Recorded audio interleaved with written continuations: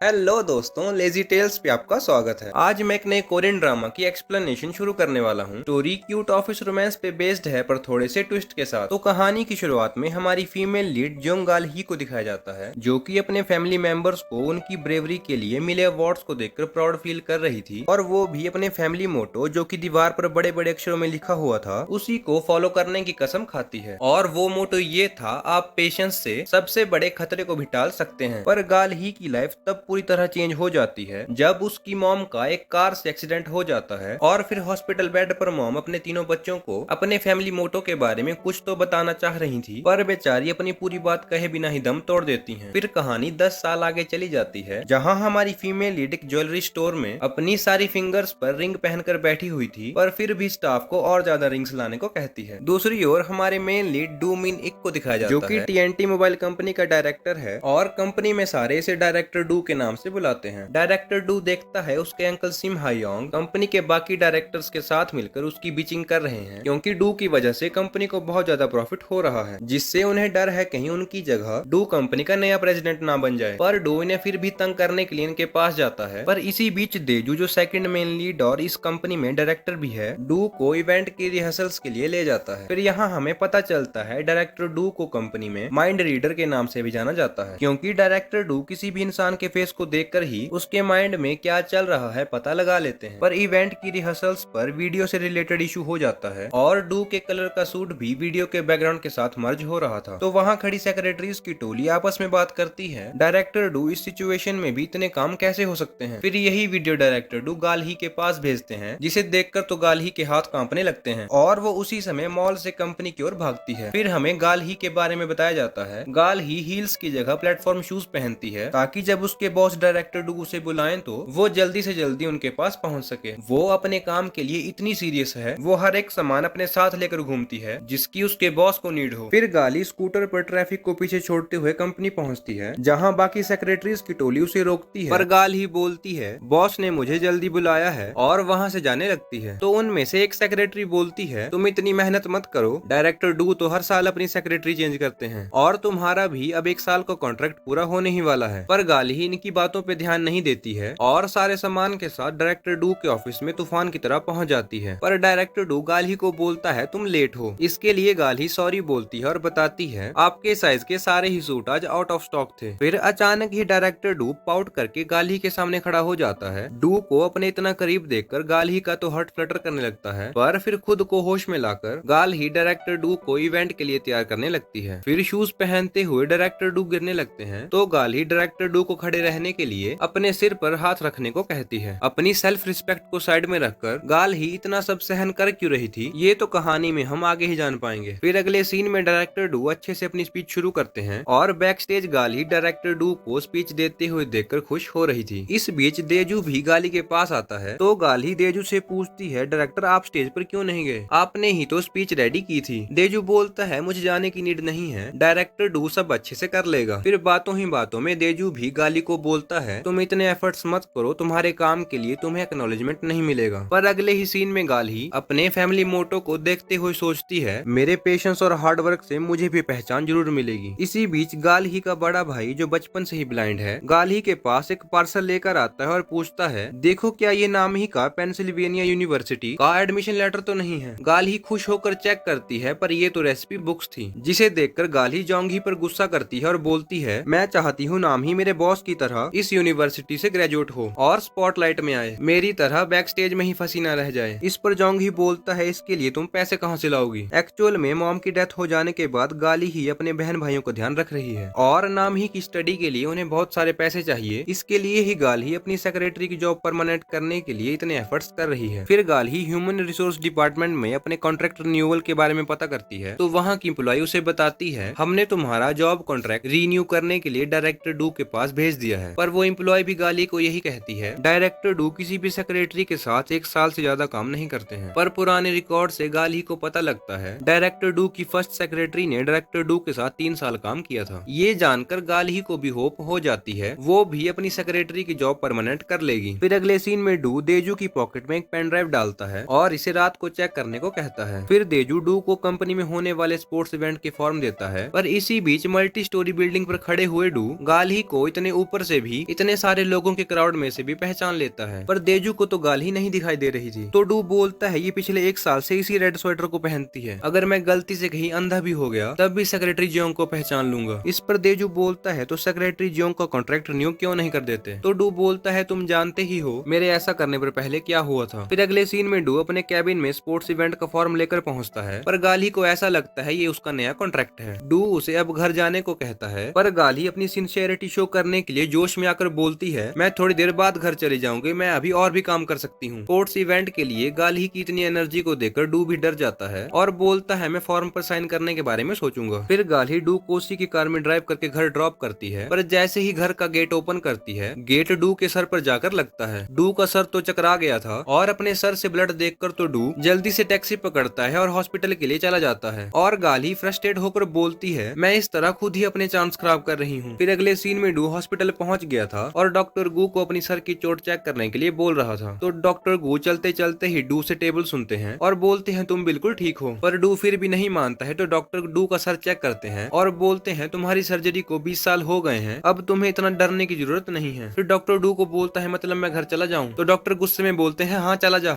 फिर डू घर पहुंचता है तो देखता है गाली गेट पर सॉरी नोट के साथ डू के लिए मेडिसिन छोड़ गई थी। ये देखकर डू सोचता है इसकी क्या जरूरत थी, पर फिर दवाई अपने साथ अंदर ले जाता है। फिर घर में बाकी डॉक्यूमेंट्स के साथ डू को गाली का न्यू कॉन्ट्रैक्ट दिखाई देता है, जिसे डू फाड़ने ही वाला था, पर उसे याद आता है गाली ने पूरा साल किस तरह उसके लिए हार्डवर्क किया था। तो ये सब सोचकर डू कॉन्ट्रैक्ट को रख देता है। फिर अगले दिन गाली ऑफिस जाने के लिए तैयार हो रही थी, तो नाम ही बोलती है आज मॉम की एनिवर्सरी है, क्या आज भी तुम्हारा ऑफिस जाना जरूरी है। तो गाली बोलती है मुझे मेरे बॉस के लिए लॉयल्टी प्रूव करने का यही लास्ट चांस है, और टॉप स्टूडेंट तुम भी अपनी क्लास मिस मत करना, बाकी मैं तो जा रही हूँ बाय। कंपनी में आज स्पोर्ट्स डे था, पर सेक्रेटरीज की टोली साइड में खड़े होकर बीचिंग कर रही थी हम कंपनी के फुल टाइम एम्प्लॉय नहीं है, तो हम स्पोर्ट्स डे में भी पार्ट नहीं ले सकते। पर दूसरी ओर तो हमारी गाली पुशअप लगा रही थी। टोली उससे पूछती है तुम ये क्या कर रही हो। इस बीच वहाँ मिस ली भी आ जाती है, तो सारी सेक्रेटरीज की टोली मिस ली को ग्रेट करती है। तो गाली बताती है मैं सेक्रेटरी और बॉस वाले गेम में बॉस को उठाऊंगी। ये सुनकर तो टोली भी हैरान होती है, पर फिर टोली गाली को बताती